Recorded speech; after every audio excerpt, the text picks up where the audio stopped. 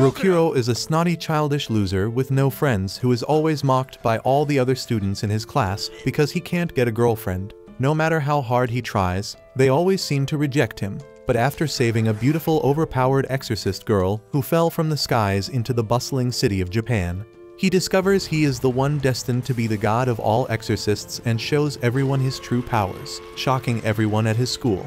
It is the year 2016 and the specific white-haired, blue-eyed jujutsu sorcerer won't be popular for another 4 years. The world is full of people with anxiety, depression, and peasantry, and all these nice things gather in an alternative universe called Magano and give birth to evil spirits called impurities. These impurities often feed on these negative emotions and grow stronger until they become able to hunt people in the real world. To fight them off, the humans have a group of special people called exorcists. Rokuro is one such exorcist who gave up on being the protagonist of his world and started looking for a girlfriend like the simp he is. One day, he proposes to a girl, but she turns him down by telling him to first look at himself in the mirror and apologize to it for making it reflect his ugly face. Hearing this, he starts to cry and runs away, only to crash into his childhood friend, Mayura, who tells him to stop being a simp. Just then, they see a group of bullies gaming up on a little kid and Rokuro jumps in to save him. But unfortunately for him, he trips over himself and ends up falling forward into a pole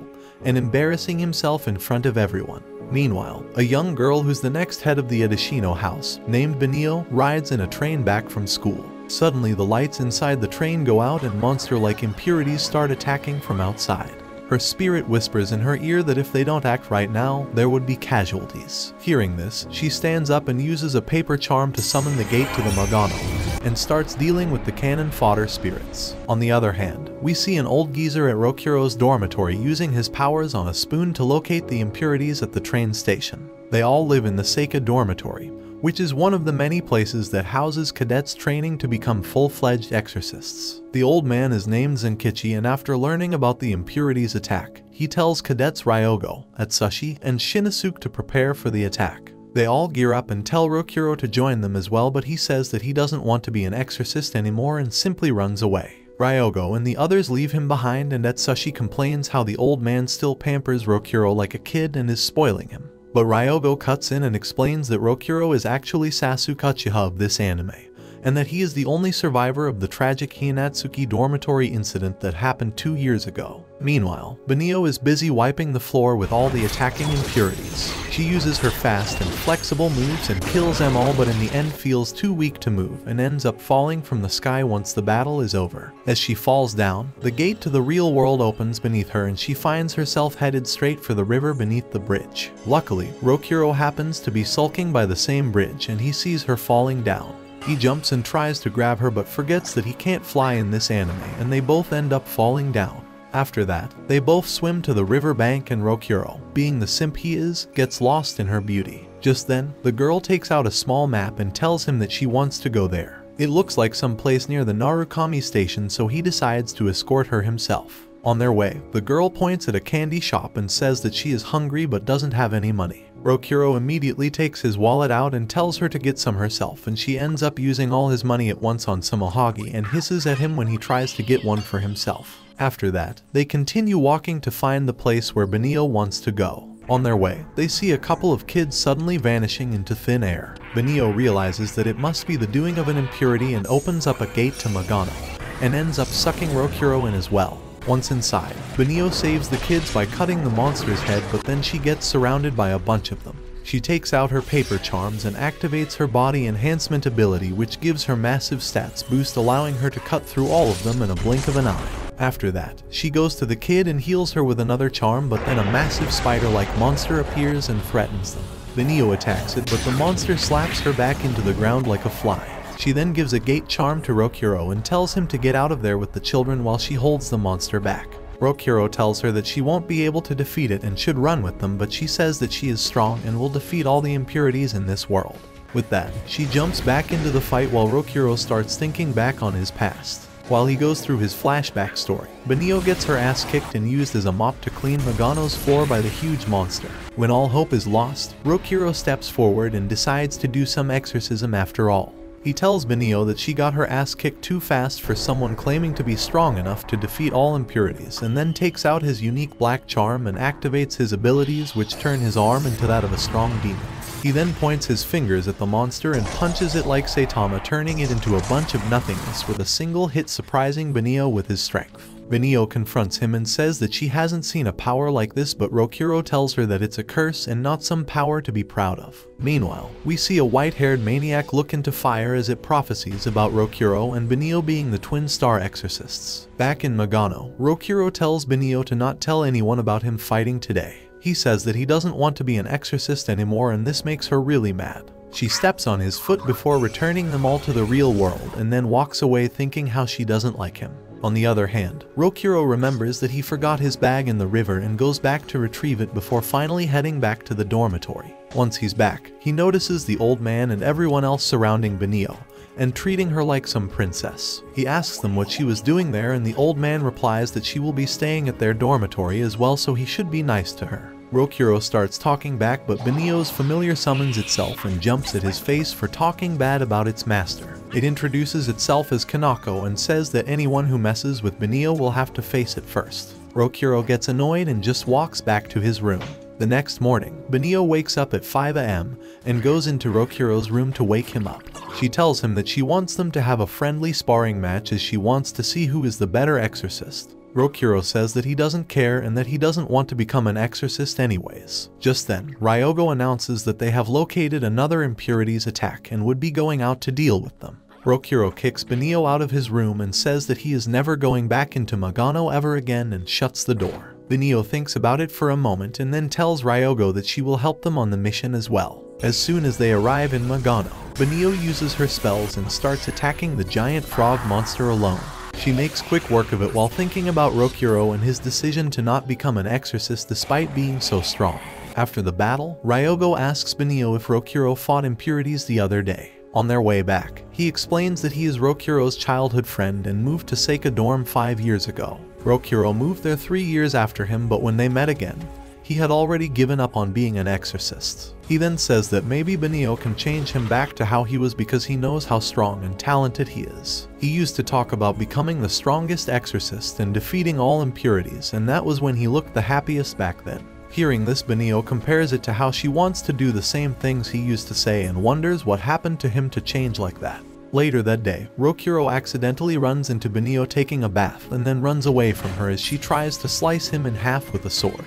As he runs out, he crashes into the dumb-looking white-haired guy who turns out to be the head of all exorcists, Arima. They ask him why he was walking around like a naked homeless person, and he says that he ended up meeting a girl on his way there who happened to have a gangsta boyfriend who kicked his ass and took all his belongings as well. He then says that he is there to make a special announcement and tells the old geezer to gather all the leaders of exorcists at the Hall of 5 Mirrors. The hall turns out to be an underground gathering place beneath the local shrine, and once they are all there, Arima announces that he received an oracle that Miko will be born soon. Miko is the title of a sorcerer who will have infinite power and is fated to purify the whole world of all impurities with their exceptional exorcism skills. He then says that they have 2 kids who have the potential to become Miko and calls Benio and Rokuro up to the stage. He then tells them both to fight as if they wanted to kill each other and that the winner would get the title. Rokuro tells him to stop making stuff up and that he doesn't want to be an exorcist in the first place, but Benio sees this as an opportunity to fight him seriously and starts the duel. In the start, Rokuro lets her push him around, but Arima starts taunting him, saying how his friends died because they were weak, but he isn't, so he should claim what is rightfully his. The taint gets to him as he remembers his past and activates his ability and starts beating Benio back. It surprises everyone as they don't expect some nameless kid like Rokuro pushing the prodigy kid. Benio back. Rokuro tries to calm down and tells her to just stop all this, but Benio thinks back on her parents' funeral and unleashes her hidden power before overwhelming Rokuro with high-speed attacks. Rokuro decides to get a bit serious as well and counters her, and it looks like they will both hit each other with their final attacks.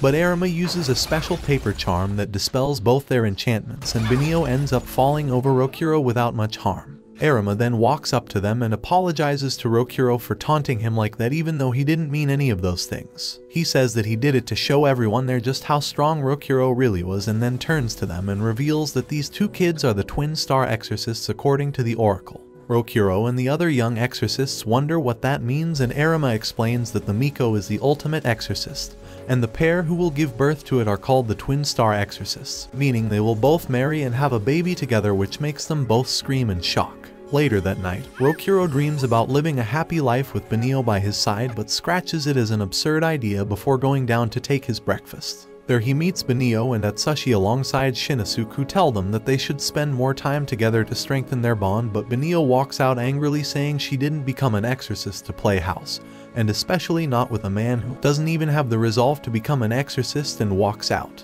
Ryogo and the others say that they are going out to fight some impurities, so Rokuro should Benio at school as it is her first day there. After that, Rokudo tries to keep his distance from Benio all day while his friend Mayuri tries to befriend Benio and fails miserably. After lunch break, Benio senses a huge impurity from where Ryogo and the others went to fight and decides to go help them, while Rokuro sulks over his past and wonders how his power is a curse. Mayuri notices that and cheers him up by taking him to an amusement park.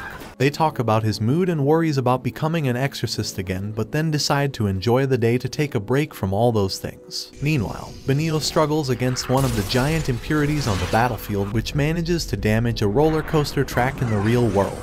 Rokuro notices that and sees the ride headed towards the broken rails with a couple of children in it. He immediately runs and climbs up the tracks to help them and manage to save their lives. Mayuri later compliments him for always helping others and that she believes he has what it takes to be a really strong person. Rokuro thanks her for trying to cheer him up and says that he's glad to have her as a friend before heading back to the dorm. There, they meet Ryogo and the others coming back from their fight and confirm that their fight went well. Meanwhile, on the other side of the map, Arima sits down with the 12 guardians known as the strongest exorcists of the era. They talk about the twin star exorcists, and one of them, named Ikaruga, stands up and says that he's still not convinced whether Rokuro is worthy of the title or not. Later that night, Ryogo sits down with Benio and talks to her about Rokuro's past and why he insists on not becoming an exorcist anymore. He seems to suffer from PTSD, but Ryogo thinks that Benio can change him back to how he was because he knows about Rokuro's potential. The next day, Rokuro goes out for a walk to think about everything Ryogo said to Benio last night,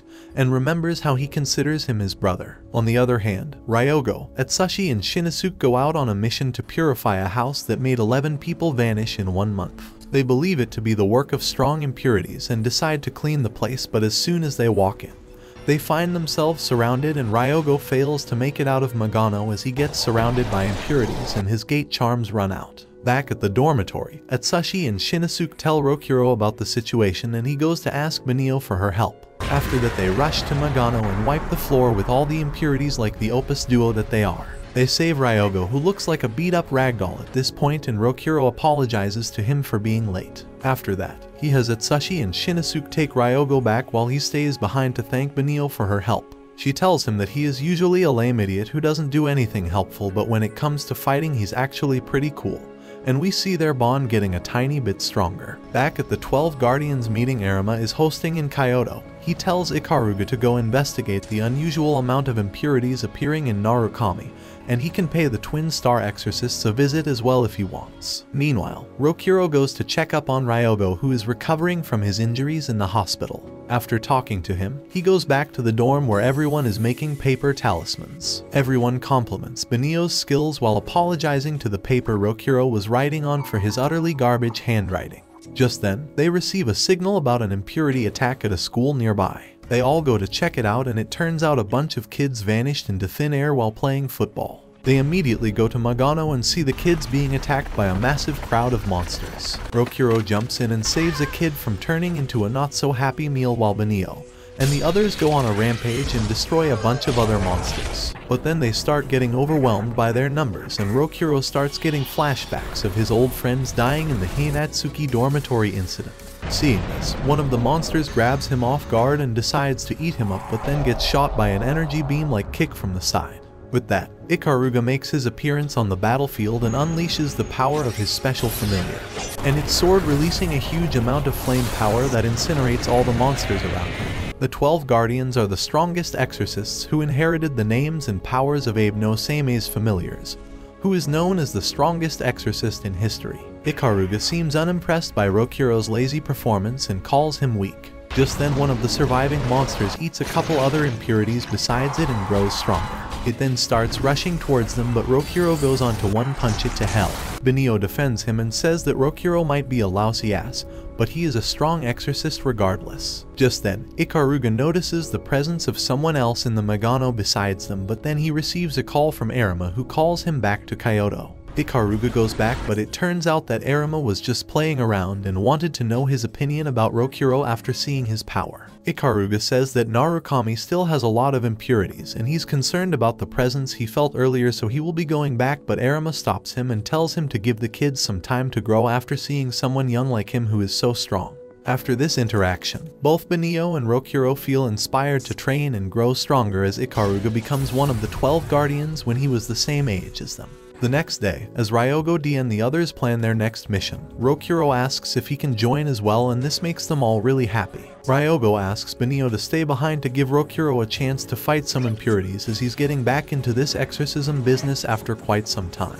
She agrees and decides to focus on her school, where Mayura makes desperate efforts to befriend her. As planned, the mission goes well and Rokurou gains some confidence in his abilities, while Benio makes good friends with Mayura, who also reveals that she is actually the granddaughter of the old man who runs the Seika dormitory. The next day, Arima decides to work on mission Miko making by taking Rokurou and Benio up from the dormitory and taking them to his 10,000 square feet villa and pulling a Mr. Beast move by giving it to them for free. He tells them that they would be living there from here on out, and he wants them to use this as an opportunity to get to know each other better. Obviously, being the perverted maniac he is, he has a trap set up in both their rooms and has them work together to turn it back to normal. Rokurou and Benio work together and overcome this trial and then go out to help Ryoma and the others with defeating some strong impurities. Later that day, they both sit down together and talk about each other's pasts. Benio reveals that she used to have a twin brother who was separated after her parents' death. He became an exorcist as well but died while protecting his friends. He is the one who gave her the hair clips that she wears, and they are really important to her. Rokurou explains how he is jealous of her for having parents once, as he was abandoned at birth. Exorcists took him in, and that's why he became an exorcist and doesn't have any cool lineage like her. After hearing this, Benio encourages him by saying that lineage and all that bogus doesn't matter because he's really strong, and brings his mood up.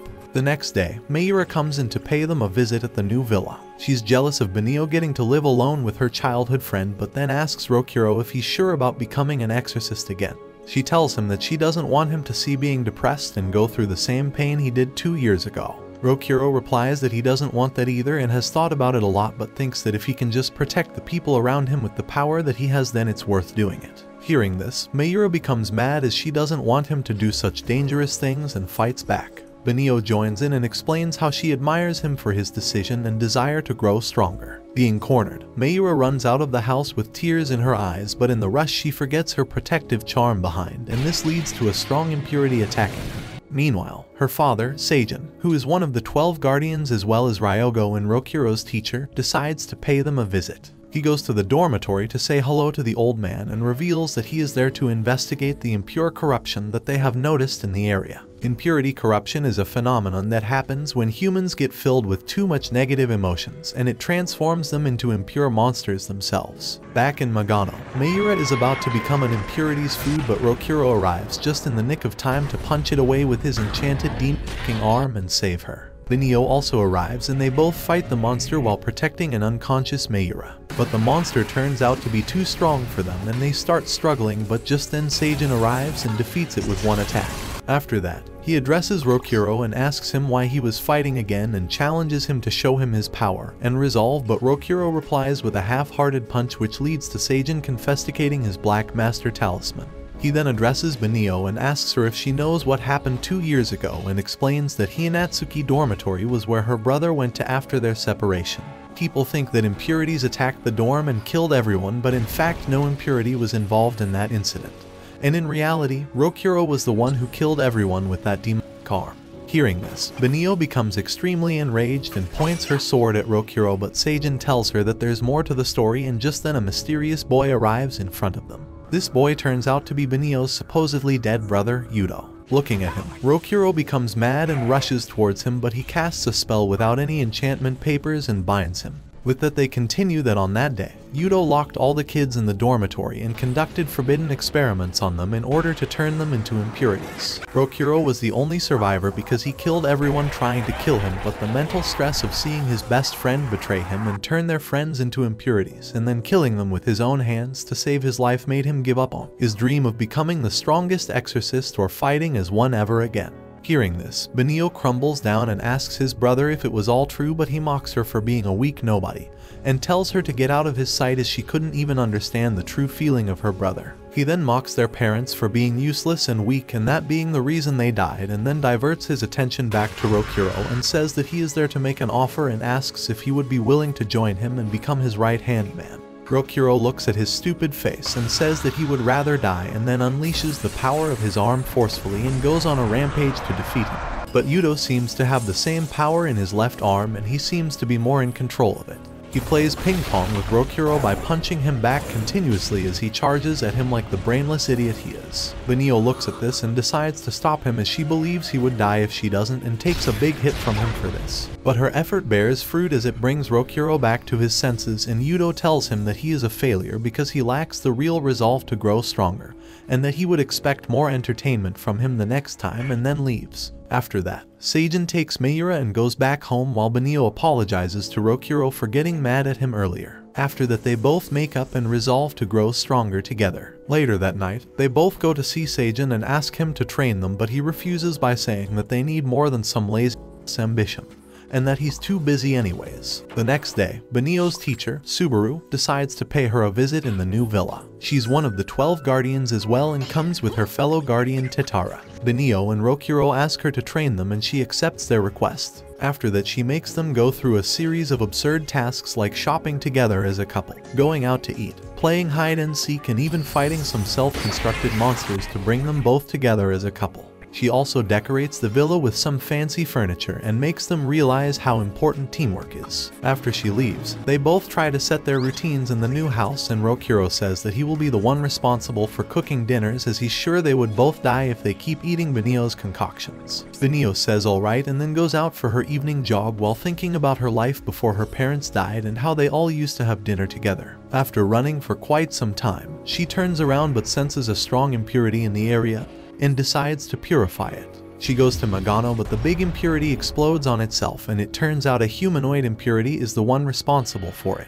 Benio recognizes this impurity as the one who killed her parents 6 years ago, Kamui. He seems to be looking for the twin star exorcists and asks her if she knew where he could find them, but Benio simply attacks him head on as she sees the murderer of her parents. Kamui simply flicks her back to the ground like an ant and then decides to crush her under his feet, but then Rokuro jumps in with a packed lunchbox and punches him off her with his demonic hand. He tells her that it's unfair for her to go into a fight alone and that he came there because she was late for dinner. On the other hand, Kamui gets up and fixes his broken neck and says that it had been quite some time since a human was able to hurt him and that others would be laughing if they had seen it. Just then, the impurity that Kamui blasted earlier regenerates and he decides to finish it off first. Benio and Rokuro take this chance to get out of Magano and get Benio some first aid. Outside, she tells him everything about Kamui and how he is the impurity that killed her parents and that she must take revenge. She also tells him that Kamui is an S-ranked impurity known as the Besara, who are as strong as if not stronger than the Guardians. Rokuro says that he understands and that he would take revenge for her because she is injured right now. He then goes back to Magano alone and decides to fight Kamui alone.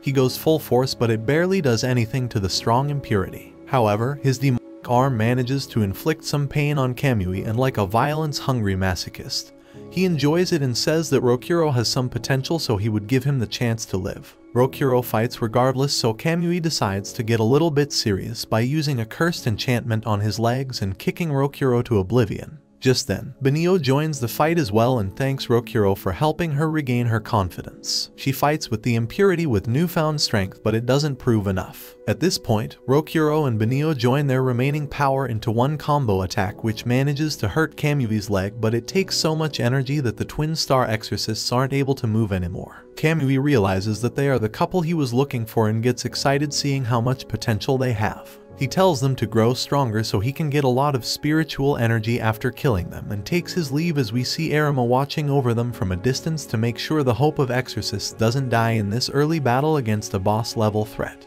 Once the battle is over, he takes them back to the house and makes sure they get some good rest together. After that day, they spend the next few days resting up and enjoying their normal days with the rest of the exorcists from Seika dormitory. They also notice Seijin dropping in from time to time to talk to the old man, but he never tells them why he is there. Eventually, they find out that they have been finding more and more impurity corruption lately, leading to a lot of humans turning into monsters in Narukami. A few days pass by like this until one day Ryogo gets the news about the death of one of his close friends and expert exorcist, Toru. Toru is the one who introduced Ryogo to his girlfriend Haruka, but the best wingman is now dead. After hearing this news, Benio and Rokuro take a walk outside while talking about Yudo and how they need to stop him, but just then they sense the presence of a strong impurity and head to Magano to deal with it. The impurity turns out to be a corrupted human, which makes it even harder for them, but then Seijin appears on the scene and tells them to get their ass out of there as they are weak and should leave battles like these to adults. Once they leave, he defeats the monster and we find out that it was actually Toru.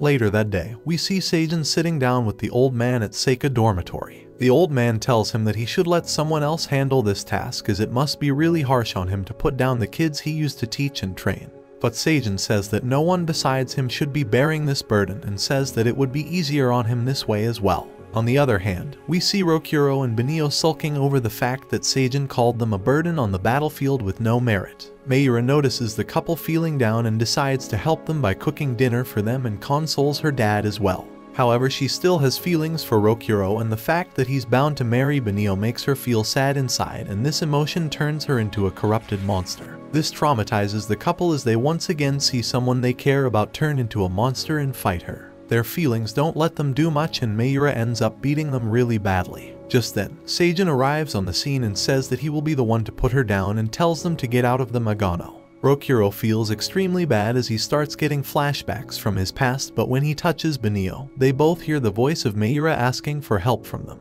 They realize that the power of twin star exorcists might be able to help her and talk to Seijin about it, who gets injured due to being careless in the fight as Mayura is her daughter. With this newfound hope, they all devise a plan around a technique called resonance, which multiplies the power of two exorcists with great synchronization rates. Rokuro and Benio manage to pull it off, and the ability purifies Mayura and turns her back to normal, making everyone take a deep sigh of relief, while Rokuro cries that if he had this power 2 years ago he would have been able to save the kids at Hinatsuki dormitory. Just then, Yudo arrives on the battlefield and asks Rokuro how he liked his present. Rokuro runs at him, but Seijin puts him down and says that they both don't have much spiritual energy left after that resonance purification technique, so he will be the one to take care of the mess of his student, while referring to Yudo. Yudo says that Seijin is an annoyance that he will deal with right there and then, and that would be his declaration of war against the Exorcists organization. Seijin responds by activating his full power mode, which allows him to channel the power of one of the 12 legendary familiars,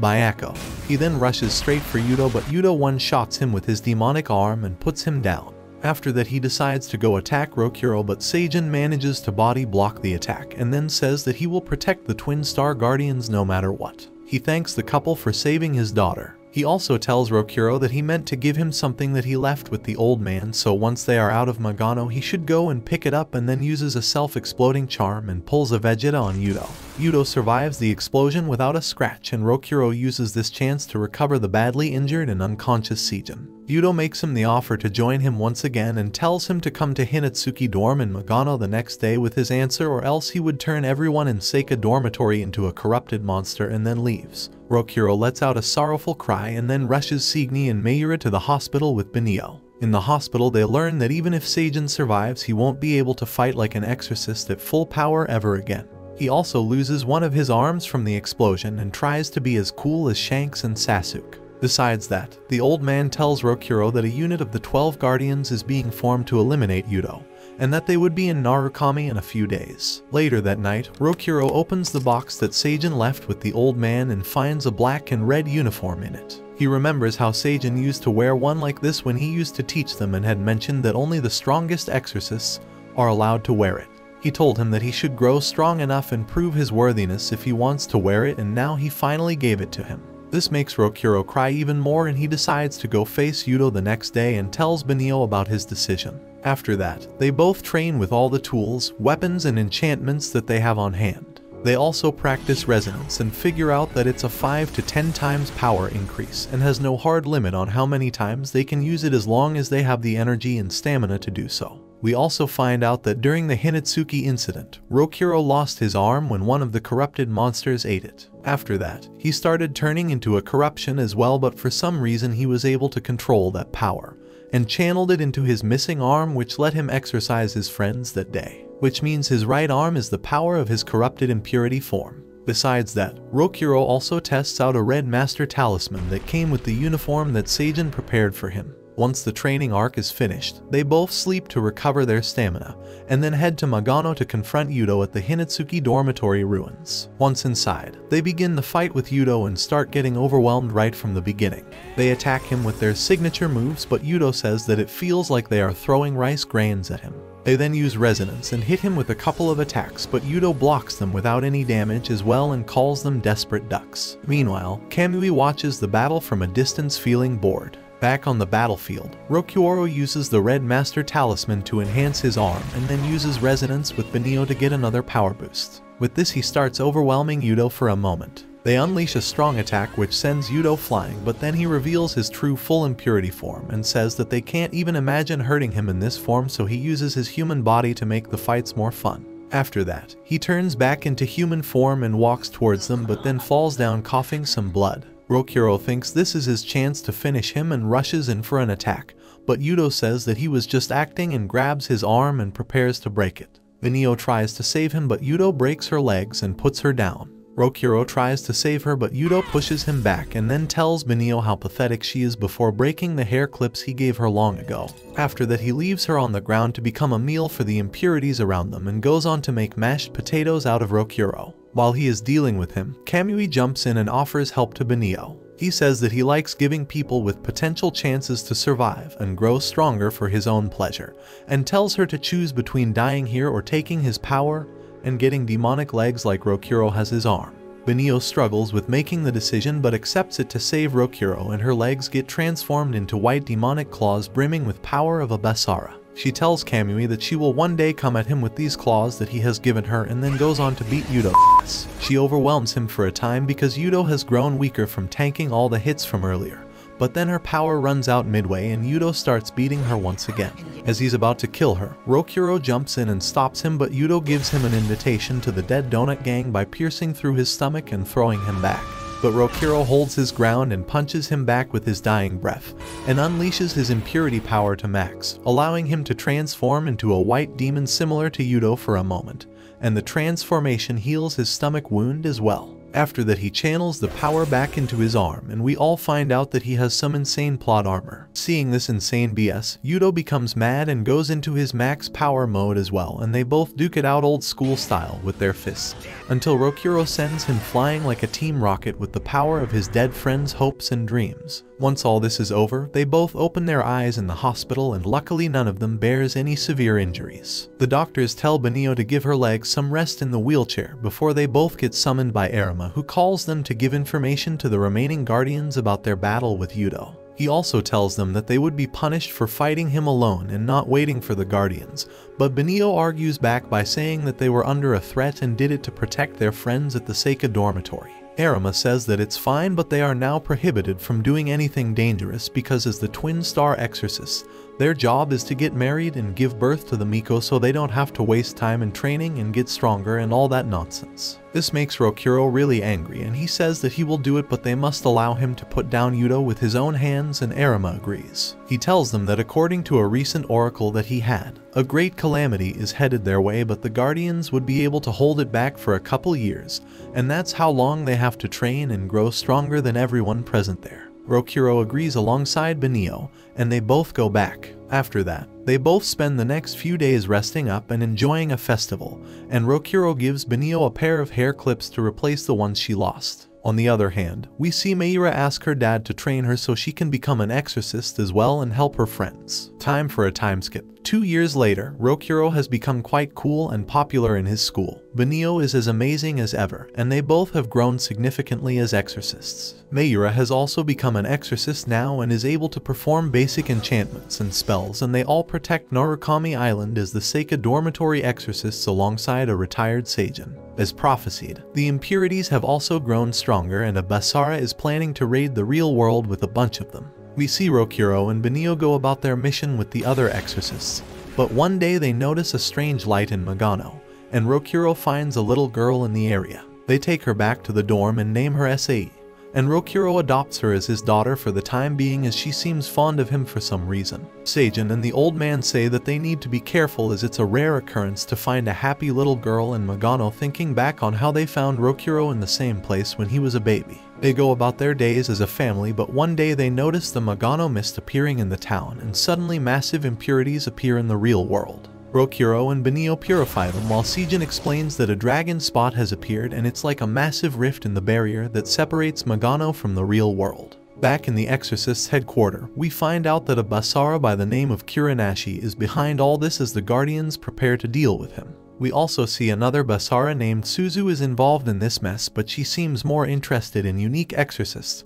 than this march in the real world. She helps Rokuro's group by eliminating a bunch of weak impurities and says that she would be interested in meeting them some other time and lets them patch up the dragon spot. At first they use the traditional technique to patch it up, but they require more energy to do it. Rokuro and Benio use resonance and it helps them gather enough energy to close the spot down and return everything to normal. Seijin says that other towns must be suffering from these attacks, and so the Twin Star Exorcists must go and patch up these holes as well. The next day, Rokuro and Benio leave Narukami alongside Sae and head towards Minami Chuo City, who have sent them a request to close a dragon spot. They let Benio's familiar take over a wagon they found in the villa's basement and use that as their transportation. On this mission, they encounter one of the Basaras named Moro, who gives them a little beating before they manage to seal the dragon spot thanks to Sae coming in clutch by delivering a sealing talisman to them during the battle.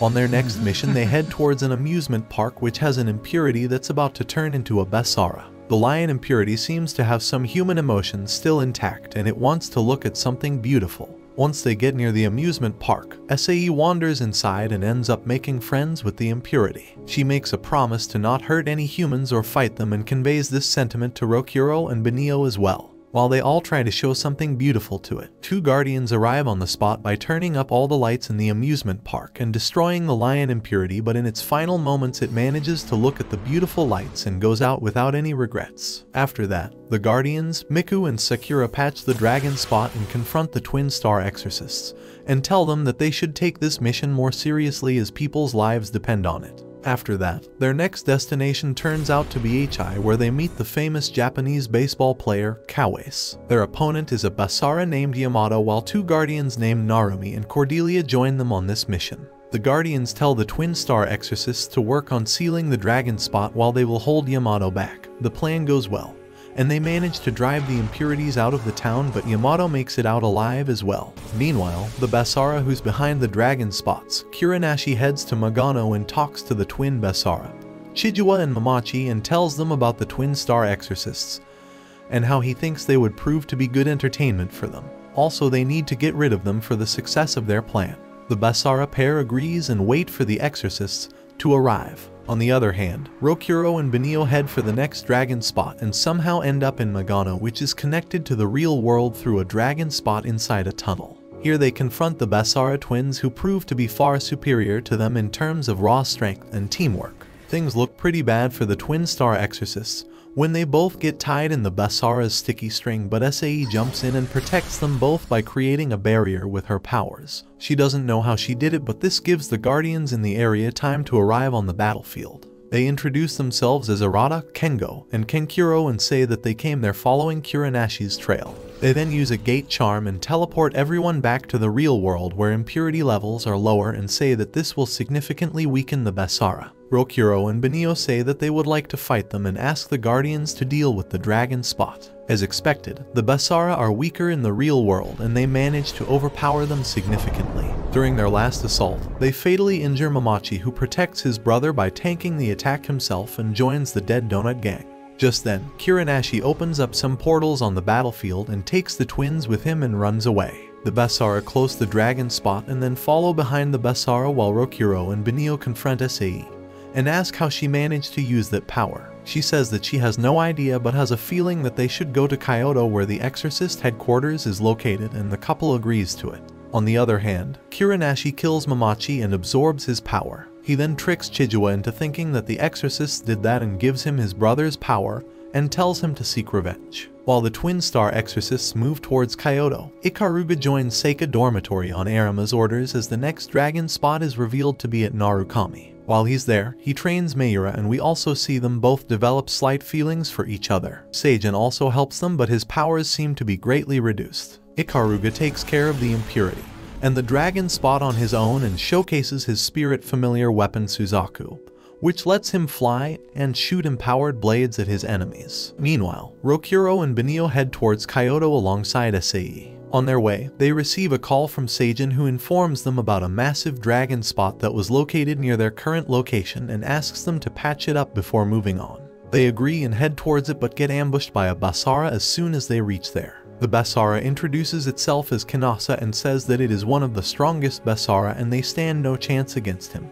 He shoots at them from afar and lets them come close with the hope of defeating him in close combat. But once they do, he reveals that he's much stronger in close-range combat, but use guns as a welcome for new guests, otherwise they would die instantly if he were to use his full power right from the get-go. Rokuro tells him to stop talking and tries to punch him, but he tanks his attacks like a Giga Chad and says their attacks are akin to flies buzzing around him. After that, he shows them the difference in their power levels by utterly destroying their hope and making them shake in fear. It looks like it will be the end for them, but Sei protects them once again. However, this time plot armor doesn't come in as the Basara kicks them both aside and decides to kidnap Sei, but then he gets shot from the side and falls back. He looks up and we see the strongest among the 12 guardians named Tenma arrive on the scene. He plays with the Basara and then cuts him in half with a dull blade and says that he was a total bore. After that, he looks up at the massive dragon spot and realizes that he forgot his talisman. Being the Giga Chat he doesn't care and simply tells the dragon spot to close, and it closes up due to his immense spiritual energy. After that, he goes to Kyoto with the twin star exorcists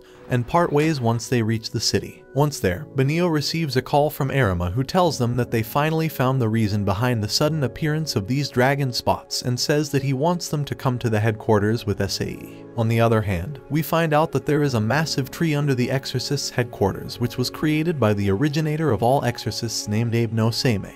The tree acts as a barrier that separates Magano from the real world, and it turns out Kuranishi managed to slip in somehow and broke one of the branches of the tree, which weakened the barrier and is the cause of these dragon spots appearing all over the country. There are two ways to fix it, one being the heavenly blue earth ritual, which would require a massive amount of spiritual energy, and the other method would be to bring the cut branch back and let it attach to the tree. Arima prepares for the ritual just in case and tells all the guardians to gather in Kyoto. Once his attendant goes out to deliver the message to the guardians, Kuranashi appears from Arima's shadow and attacks him. Arima psychs him by using paper clone jutsu, and then chances after him in Magano. They have a tough battle and Arima manages to damage the Basara's mask, which allows him to sneak inside the exorcist's barrier, but doing so makes him fall under Kuranashi's trap where he seals him. Back in the real world, the twin star exorcists go to the headquarters and Sei leads them to the tree underground. There they meet Subaru and Tatara, who reveal that Sei is the broken branch of the tree. Rokuro and Benio say that they won't let her be sacrificed in that way,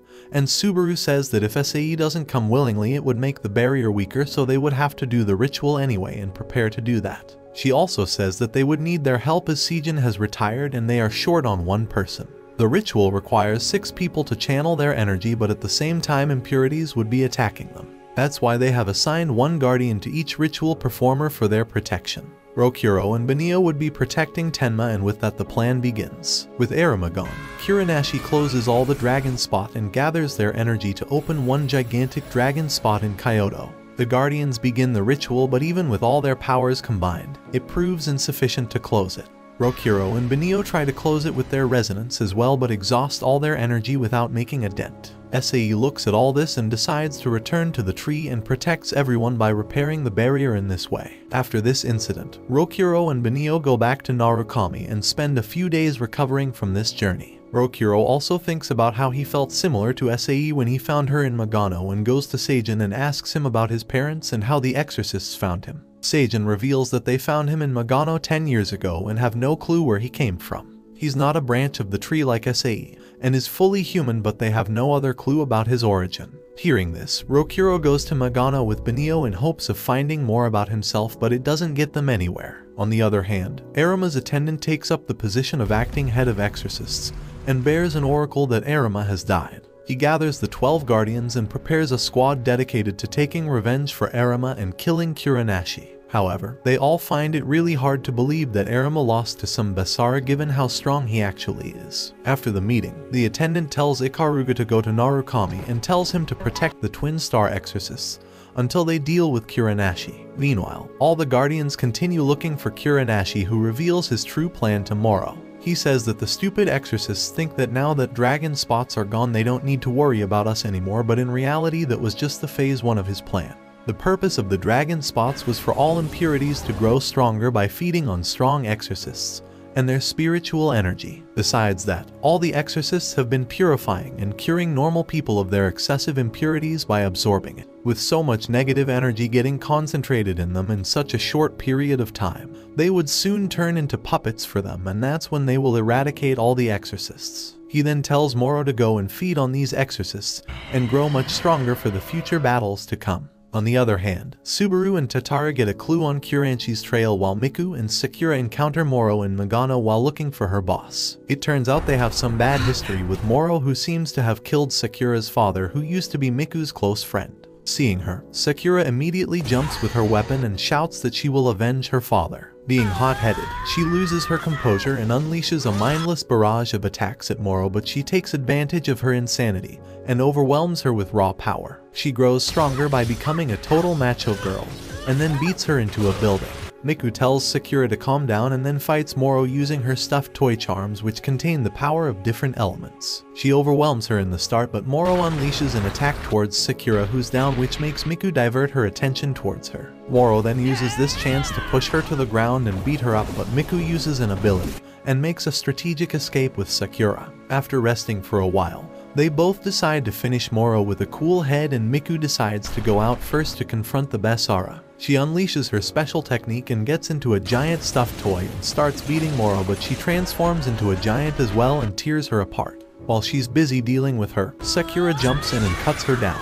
After that, they do a combo attack using stuffed toy blasts, and Sakura's slashing attack to exorcise Moro for good and taking revenge for Sakura's father. Once the battle is over, they go back to the real world while Kuranashi goes to check on Moro and promises to take revenge for her. Back in the real world, Rokuro and Benio research the history of exorcists in hopes of learning something about Rokuro's origins. The next day, Rokuro gets his ass beat by Seijin during training, but Benio comes in and cheers him up with some words of encouragement. At the same time, Mayura walks in and says that it's time to go to the school together, but misunderstands the whole situation and thinks they were kissing. This brings the surprised face meme out of her before Rokuro clears the misunderstanding. After that, they all go to the school and find out that Ikaruga has joined them as a transfer student, and he reveals his objectives to them as their bodyguard. On the other hand, we see Kuranashi putting his plan into action as exorcists from around the country walk into Magano in a hypnotic daze. A few days later, we see Rokuro working on creating a new move for himself that he can use to project multiple people on the battlefield. After his training, he goes to Ikaruga and bugs him about sparing with him, but the guardian tells him to stop bothering. Just then, they notice the whole school getting enveloped by an impure mist, and we see the Basara, Chijua, arrive at the location. Rokuro and the others wander around the school and encounter him in the school's gymnasium, but he seems to be much stronger than the last time they met him. It turns out Kuranashi helped empower him by using a special talisman enchantment that he had the hypnotized exorcists made for him. The enchantments allow Chijua to stay linked to Magano while being in the real world and not lose any power. Furthermore, he also has his dead brother's energy, which makes him twice as strong as their last encounter. As expected, he goes on to wipe the gymnasium like janitor with the twin star exorcists' asses and binds them down with his special string, but then Ikaruga arrives on the scene and starts fighting him instead as their bodyguard. He pushes him back quite a bit, but the Basara tricks him by using puppet clone jutsu and binds his body down with special magical strings. He then reveals that he has all the students in the building under his control and prepares to kill them, but Rokuro and the other exorcists attack him and use a smoke bomb to run away with Ikaruga. Once in safety, Meira uses an exorcising enchantment to dispel the strings binding Ikaruga. Once his life is out of danger, they all devise a plan around him and decide to take the Basara out. Benio and Meira try to hold all the students back while Rokuro and Ikaruga go on to face Chijua. Rokuro plays the supportive role and uses his demonic arm to hold Chijua in place while letting Ikaruga finish him off with his ultimate enchantment transformation. The plan works out, but Ikaruga fails to one-shot the Basara. His ultimate form costs a lot of energy and he seems to be running out of time, but then Rokuro uses Talk no Jutsu and lets him beat the Basara to a pulp. As he's about to die, Chijua reveals his puppets full of spiritual energy. He says that he will go kaboom and blow them all up with him, but Rokuro comes in clutch with his new move, which allows him to hit multiple enemies with a single attack.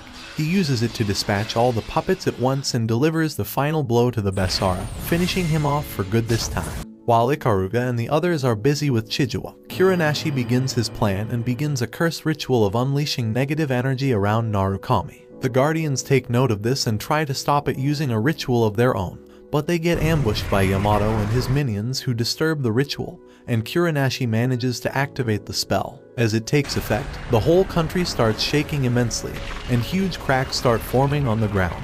Then a massive piece of land cracks itself away from the mainland and starts flying in the air over Narukami. On the other hand, the exorcists find out that Kuranashi used the exorcists he kidnapped to amplify the energy of the impurities in the area, and used the negative emotions from the Dragon Spot event to activate this spell.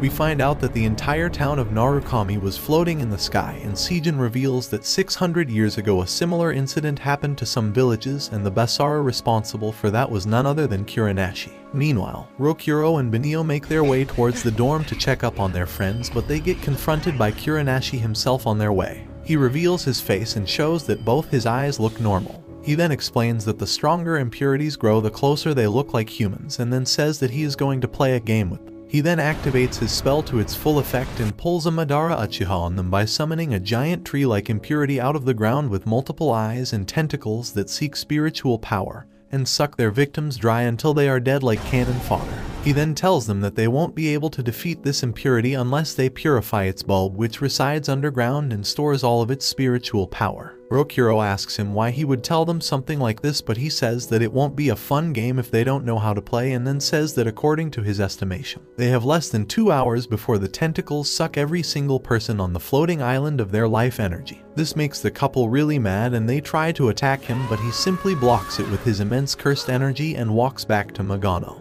After this, Rokuro and Benio go to the dorm and inform everyone about their encounter and devise a plan around Seijin and Meira going underground to purify the bulb, while the twin star exorcists and the others would attack the monster from outside and make it exhaust its energy that way. They begin the plan, but once Seijin and Meira are near the bulb, the monster starts attacking them with multiple tentacles, but Seijin uses every bit of his spiritual power to fight back. He starts using the power of Byakko, but it strains his damaged body a lot, and Meira sees how her father is struggling. She continues to fight alongside him in order to purify the bulb, but it doesn't work.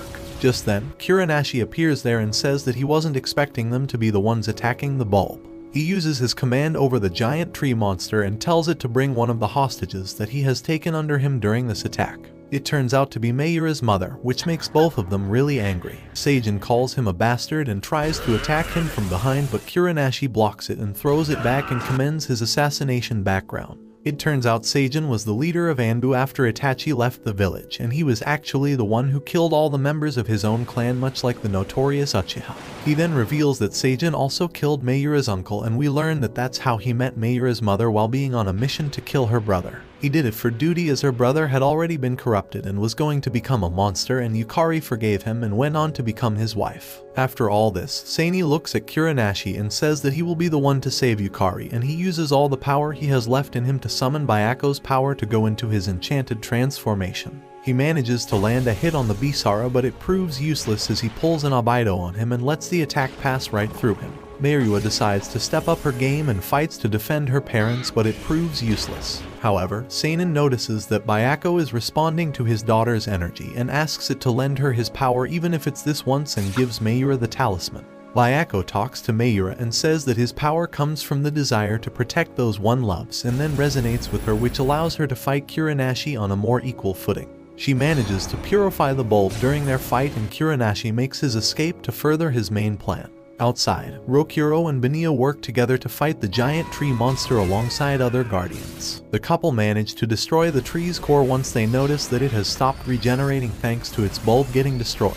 After this, the whole flying city starts falling down, but the guardians manage to clear all the impurities in the area to begin their own ritual, which allows them to channel their spiritual energy in a way that it guides the falling island to get back into the place it broke off from, thus saving everyone from a crash landing. Once everything goes back to normal, it looks like the Guardians have won, but then Kuranashi activates the same spell he used against Arima and traps all the weakened Guardians into a dark realm. After that, Kuranashi goes to meet the Twin Star Exorcists and tricks them into following him into Magano, where he has all the Guardians tied up. They all enter a hall and see the Guardians getting their power sucked out by massive impurity tree roots. Rokuro tries to save them, but touching the roots sucks his power out as well, and Kuranashi says that all of this was his plan that he has been working on for over 12 years. He then captures Rokuro and Benio and lets them watch helplessly as he sucks out all the power from the remaining Guardians and makes it his own, transforming into a cheap copy of Aizen from Bleach. He then lets the Twin Star Exorcists down and tells them to run away if they want, but they decide to attack him like the idiots. They are not comprehending the fact that he was beating their ass before he transformed as well, and now he has the power of all the Exorcists that he kidnapped as well as the 12 Guardians in him. As expected, he starts whipping the floor with their asses, but then Tatara blasts out of his bindings and reveals his true form.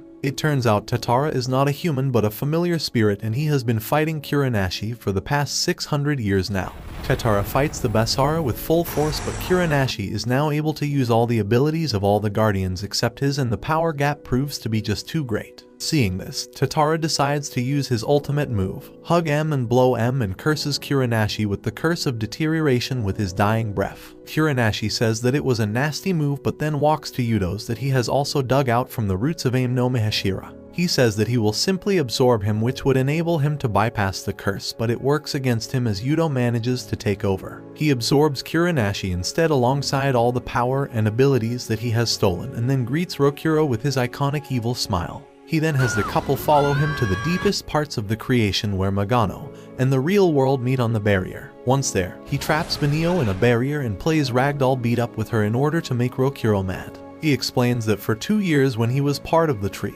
he trained his mind and managed to sync his consciousness with the person who planted that tree, Abe no Seimei. He then shows them his comatose body and says that he absorbed his power as well and is now truly the strongest being in the both worlds. After that, he tells Rokuro that he is actually an impurity, and that he found that out after absorbing Abe no Seimei's consciousness, and then proceeds to beat Benio to the point of unconsciousness, reminding Rokuro of the dormitory incident, making him enraged. At this point, Rokuro snaps and lets out all of his primal rage. He manages to even hurt Yudo in this state and continues to transform into his bright and pure form. But just then Arima appears from a portal and puts him to sleep.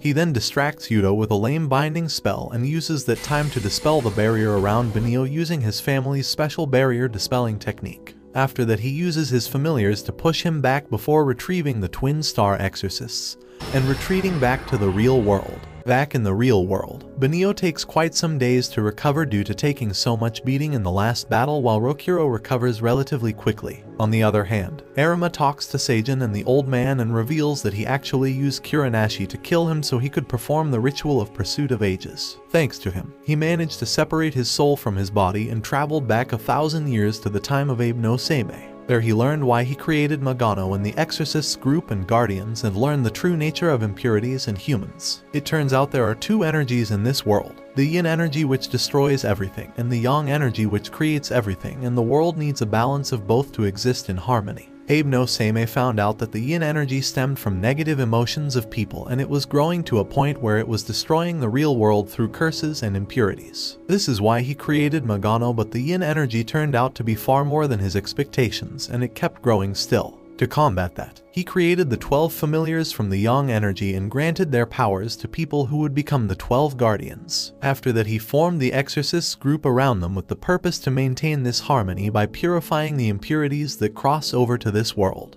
After that, he goes to talk to Rokurou and talks to him about his origins. He explains that Abe no Seimei created another being from the yin energy with the purpose to kill all humanity in the case that they don't reform and decide to take this world to ruins, and named it the King of Cataclysm, and Rokurou is that king. He then tells Rokurou that he should give birth to Miko, would allow his yin energy to mix with the yang energy of Benio, and that should neutralize his position as the King of Cataclysm. Hearing this, Rokurou says that he understands the position they are in, but he can never let Benio marry a monster like him, and runs away. Later on, he meets Yudo outside, who says that he was growing bored of waiting for them and would destroy the world if they don't hurry up. Rokurou then decides to break up with Benio in hopes of pushing her away and protecting her in this way, and then goes to fight Yudo all alone. However, this all happens when Benio is about to confess true love for Rokurou, but she gets a breakup thrown at her face, and she is left there with some harsh words from Rokurou, who walks away saying she was a burden in their last fight. After leaving Benio behind, Rokurou goes to the Chamber of Darkness to meet Yudo, and immediately starts fighting him by enchanting his arm. They both exchange some attacks, but Yudo doesn't take any damage and soon starts overwhelming him. During their fight, Rokurou asks him why he was doing all this and what even was his objective. Yudo explains that since childhood he was utterly bored of his useless family and loudmouth of a teacher. He never fancied about making friends, but for some reason Rokurou always attracted, and after learning about everything from Abe no Seimei, he understood his true purpose, and it was to be gay. Okay, that was a joke, but he says that his purpose was to fight Rokurou. In reality, Abe no Seimei always planned for this world to end, and that's why he created Rokurou and then started fighting him again. He says that he would need him to get serious or else it wouldn't be fun, and transforms into his demonic form. On the other hand, Rokurou reveals that he had Arima place a seal on his heart that would stop it in case he goes berserk and becomes the King of Cataclysm. With that safety net, he lets out as much of his power as he can without losing consciousness and transforms into his white impurity form. With this, the both titans start fighting, and Rokurou turns out to be stronger than Yudo. On the other hand, we see Arima confront his attendant, who turns out to be the reincarnation of Abe no Seimei.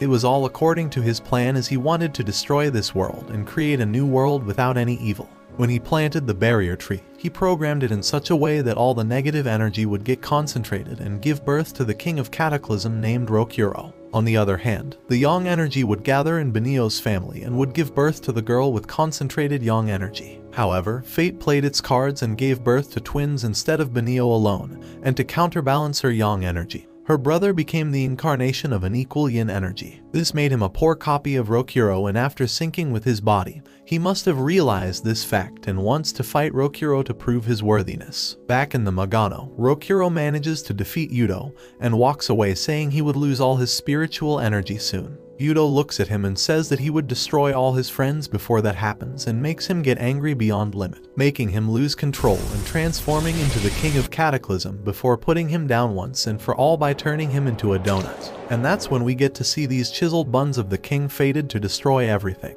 After defeating Sam Sulek and turning into the King of Chiseled Buns, Rokurou stands up and starts absorbing spiritual energy from all beta males and weak losers from around the globe, turning them into stone statues like the 12 Guardians. Abe no Seimei stands with it and reveals that his real purpose right now is to resurrect his real body, and for that he needs all the yin energy from Rokurou alongside that of billions of people that he would absorb energy from. After that, he would crystallize it all and join with Benio to obtain all of her yang energy as well. With this, he will be able to resurrect in his original body and create a new world where evil and negative emotions don't exist and people only feel happiness. Meanwhile, Benio wakes up and rushes towards the giant King of Chiseled Buns and asks it to give Rokurou back. Abe no Seimei flies down and explains his plan to her and says that combining with her actually means marrying and doing it with her, and that if she promises to come with him, he would return Rokurou to his original body. He further explains that that concentration of yin and yang energy wasn't meant to give birth to humans like Rokurou and her, but fate decided it to be like this, and so he apologizes for causing them this grief. He even shows her his ideal world, but she says that she doesn't want to live in a whitewashed world of emotionless robots, but decides to go with him if he keeps his promise of returning Rokurou. With that, the ritual of his resurrection begins while Rokurou wakes up in a temple beside Arima. Arima explains everything to him and he decides to head towards the giant tree in the center of the city alongside his friends to save Benio.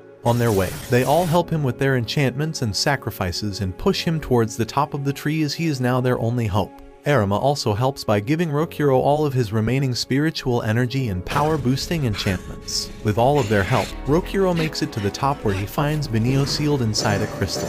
He tries to break her out of there by using a barrier-destroying enchantment he received from Arima, but it does nothing. However, he still has a plan up his sleeve. He takes out a hair clip that Benio left behind for him. It turns out she suspected that she might get sealed inside a crystal after seeing Abe no Seime's real body being sealed inside a similar one. To make the crystal seal weaker, she decided to link both of her hair clips with a thread of spiritual energy and left one clip behind in hopes of Rokuro coming to save her. With the thread linking the two clips, the crystal that formed around her had a tiny hole in it the length of the thread, but it was more than enough for Rokuro to focus all of his energy there and break it up.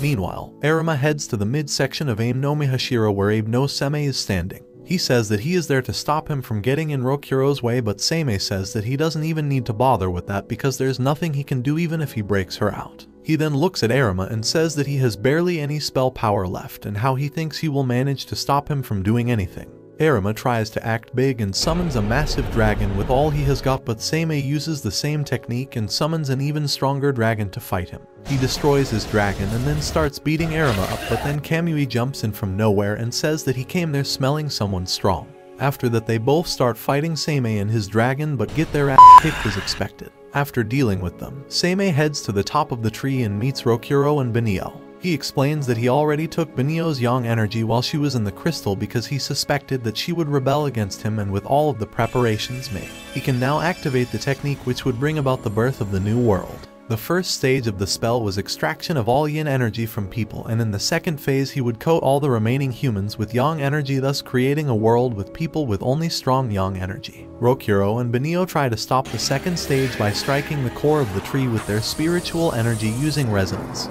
but it proves insignificant. They talk to Seime about his views about the world, and he says that he did place his hope in humanity, but they failed him. He waited 1,000 years for them to shed negativity and be more positive, but the negativity only kept growing, and the fact that Rokuro woke up as the king of Cataclysm is proof of that. After that, he puts Rokuro and Benio into sleep with an attack and tells them to give up because there's nothing they can do to stop this. While unconscious, Sae syncs up with their consciousness and lets them hear the voice of everyone who got their spiritual energy stolen, including the 12 guardians. They all use talk no jutsu and motivational lecture technique to pump them up and make them get back up on their feet and stop this spell from activating. The twin star exorcists get up, and this time resonates with the Abe no Mihashira and the spiritual energy of everyone inside it. Doing this allows them to reverse the spell and return all the stolen yin and yang energy to their original owners. Seime looks at this result and laughs and says that this must be the will of the heavens and that he would wait another 1,000 years and will put his faith in humanity. Rokuro and Benio say that they would push this world to positivity as well so he doesn't have to destroy it again in a millennia,